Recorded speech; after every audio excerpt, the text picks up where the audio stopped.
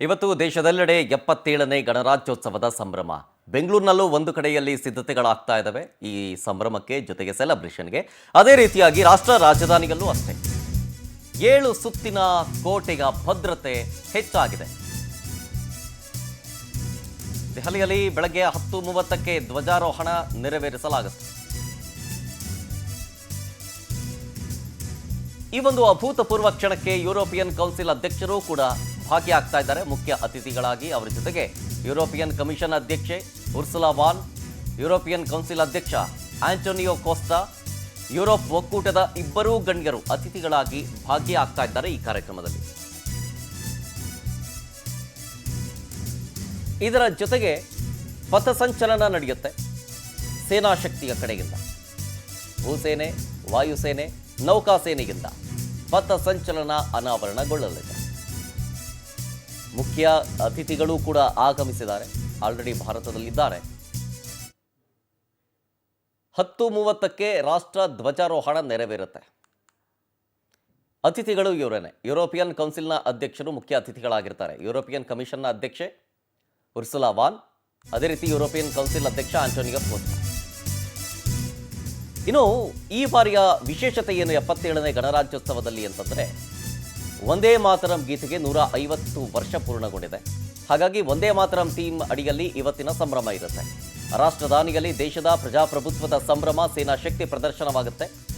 ವೈವಿಧ್ಯಮಯ ಕಾರ್ಯಕ್ರಮಗಳ ಅನಾವರಣಕ್ಕೆ ಇಡೀ ದೇಶ ಇವತ್ತು ಸಾಕ್ಷಿಯಾಗುತ್ತೆ.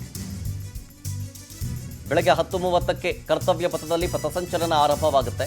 ಸುಮಾರು 90 ನಿಮಿಷಗಳ ಕಾಲ, ಅಂದರೆ 1.5 ಗಂಟೆಗಳ ಕಾಲ ಸೇನಾ ಶಕ್ತಿ ಅನಾವರಣ ನಡೆಯುತ್ತೆ.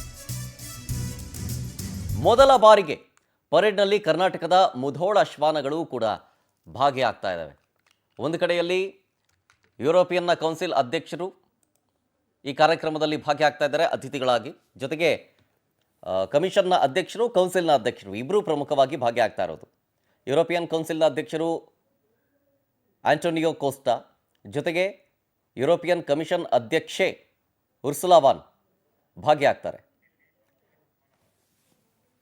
ಡೀಟೇಲ್ಸ್ ಕೊಡ್ತಾರೆ ಇದ್ರ ಬಗ್ಗೆ ನಮ್ಮ ದೆಹಲಿ ಪ್ರತಿನಿಧಿ ಸಂತೋಷ್ ಫೋನ್ ಸಂಪರ್ಕದಲ್ಲಿ. ಸಂತೋಷ್, 77ನೇ ಗಣರಾಜ್ಯೋತ್ಸವದ ಸಂಭ್ರಮ ವಿಚಾರಕ್ಕೆ ಸಂಬಂಧಪಟ್ಟಂತೆ ರಾಷ್ಟ್ರ ರಾಜಧಾನಿಯಲ್ಲಿ ಯಾವ ರೀತಿಯಾಗಿ ಸಿದ್ಧತೆಗಳಾಗ್ತಾ ಇದ್ದಾವೆ, ಮುಖ್ಯ ಅತಿಥಿಗಳ ವಿಚಾರಕ್ಕೆ ಬರೋದಾದ್ರೂ ಕೂಡ ಅದ್ರ ಬಗ್ಗೆ ಕಂಪ್ಲೀಟ್ ಡೀಟೇಲ್ಸ್ ಕೊಡೋದಾದ್ರೆ. ವೆರಿ ಗುಡ್ ಮಾರ್ನಿಂಗ್ ಶರತ್.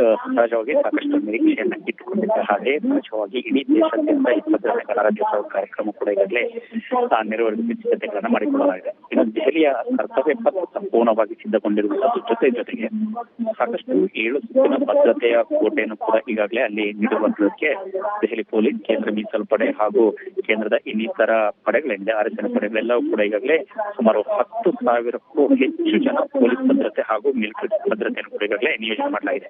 ಸರಿಸುಮಾರು 9:30ಕ್ಕೆ ಎಲ್ಲ ಕಾರ್ಯಕ್ರಮಗಳು ಕೂಡ ಆರಂಭವಾಗುತ್ತೆ. 9:30ಕ್ಕೆ ಪ್ರಧಾನಿ ನರೇಂದ್ರ ಮೋದಿ ಅವರು ಇಂಡಿಯಾ ಗೇಟ್ ಸಮೀಪಕ್ಕೆ ಆಗಮಿಸ್ತಾರೆ. ಅಲ್ಲಿ ಇರುವಂತಹ ಮುಖ್ಯವಾಗಿ ಯುದ್ಧ ಸ್ಮಾರಕವೇನಿದೆ, ಸೈನಿಕರು ಹುತಾತ್ಮರಾಗಿರುವಂತಹ ಯುದ್ಧ ಸ್ಮಾರಕ ಅನ್ನುವಂಥದ್ದನ್ನ ಅಲ್ಲಿ ಗುರುತಿಸಲಾಗುತ್ತೆ. ಅಲ್ಲಿ ಪುಷ್ಪ ನಮನವನ್ನು ಕೂಡ ಅರ್ಪಣೆ ಮಾಡ್ತಾರೆ. ಜೊತೆಗೆ ಇಡೀ ದೇಶಾದ್ಯಂತ ಗಣರಾಜ್ಯೋತ್ಸವ ಹಾಗೂ ಸ್ವಾತಂತ್ರ್ಯ ಹೀಗೆ ಹಲವು ನಾನಾ ರೀತಿಯಾದಂತಹ ಪ್ರಮುಖ ಯುದ್ಧೋಪಾಯಗಳಲ್ಲಿ ತಮ್ಮನ್ನ ತಾವು ಅರ್ಪಣೆ ಮಾಡಿದಂತಹ ಸೇನಾನಿಗಳಿಗೆ ಅರ್ಪಣೆ ಮಾಡುವಂತಹ ಒಂದು ಸ್ಥಳವೇ ಯುದ್ಧ ಸ್ಮಾರಕ ಸ್ಥಳವಾಗಿದೆ. ಹಾಗಾಗಿ ಅಲ್ಲಿಗೆ ಆಗಮಿಸಿದ ಬಳಿಕ ಮೊದಲಿಗೆ ಪುಷ್ಪಗುಚ್ಛವನ್ನು ಅರ್ಪಣೆ ಮಾಡಿ ಆ ನಂತರ ಹಂತವಾಗಿ ಕಾರ್ಯಕ್ರಮಗಳು ನಡೆಯುತ್ತೆ. ಸುಮಾರು 9:30ಕ್ಕೆ ಆಗಮಿಸಿದ ಬಳಿಕ ರಾಜನಾಥ್ ಸಿಂಗ್ ಕೇಂದ್ರ ರಕ್ಷಣಾ ಸಚಿವರು ಅವರನ್ನ ಹಾಗೂ ಸಿಡಿಎಸ್ ಸೇರಿದಂತೆ ಸೇನೆಯ 3 ವಿಭಾಗದ ಮುಖ್ಯಸ್ಥರುಗಳೆಲ್ಲರೂ ಕೂಡ ಪ್ರಧಾನಿ ಅವರನ್ನ ಸ್ವಾಗತ ಮಾಡ್ತಾರೆ. ಅದಾದ ಬಳಿಕ ನೇರವಾಗಿ ಕಾರ್ಯಕ್ರಮ ನಡೆಯುವಂತಹ ಮಧ್ಯಭಾಗವೇನಿದೆ, ಪ್ರಮುಖವಾಗಿ ಈ ಬಾರಿ ವಿಶೇಷವಾಗಿ ಪ್ರೇಕ್ಷಕರು ಹಾಗೂ ಓಕೆ ಥ್ಯಾಂಕ್ ಯು ಸಂತೋಷ್ ಡೀಟೇಲ್ಸ್ಗಾಗಿ. ನೋಡಿ, ಒಂದು ಕಡೆ 77ನೇ ಗಣರಾಜ್ಯೋತ್ಸವದ ಆಚರಣೆಗೆ ಕ್ಷಣಗಣನೆ ಶುರುವಾಗಿದೆ. ಭಾರತೀಯ ನಾರಿ ಶಕ್ತಿಯೂ ಕೂಡ ಇವತ್ತು ಪಥಸಂಚಲನದಲ್ಲಿ ಅನಾವರಣಗೊಳ್ಳುತ್ತೆ. ಯಾಂತ್ರೀಕೃತ ಪಡೆಗಳು ಪ್ರದರ್ಶನಗೊಳ್ಳುತ್ತೆ ಇವತ್ತು. ಇದರ ಜೊತೆಗೆ ಈ ವರ್ಷದ 77ನೇ ಗಣರಾಜ್ಯೋತ್ಸವದ ಸಂಭ್ರಮದಲ್ಲಿ ಮತ್ತೊಂದು ವಿಶೇಷ ಅಂತಂದರೆ, ವಂದೇ ಮಾತರಂ ಗೀತೆಗೆ 150 ವರ್ಷ ಪೂರ್ಣಗೊಂಡ ಸಂಭ್ರಮ. ಈ ಹಿನ್ನೆಲೆಯಲ್ಲಿ ಈ ವರ್ಷದ ಈ ಗಣರಾಜ್ಯೋತ್ಸವ ಸಂಭ್ರಮ ಇದೆಯಲ್ಲ, ಇದನ್ನು ವಂದೇ ಮಾತರಂ ಈ ಥೀಮ್ನ ಅಡಿಯಲ್ಲಿ ಈ ಕಾರ್ಯಕ್ರಮವನ್ನು ಆಯೋಜನೆ ಮಾಡಲಾಗಿದೆ.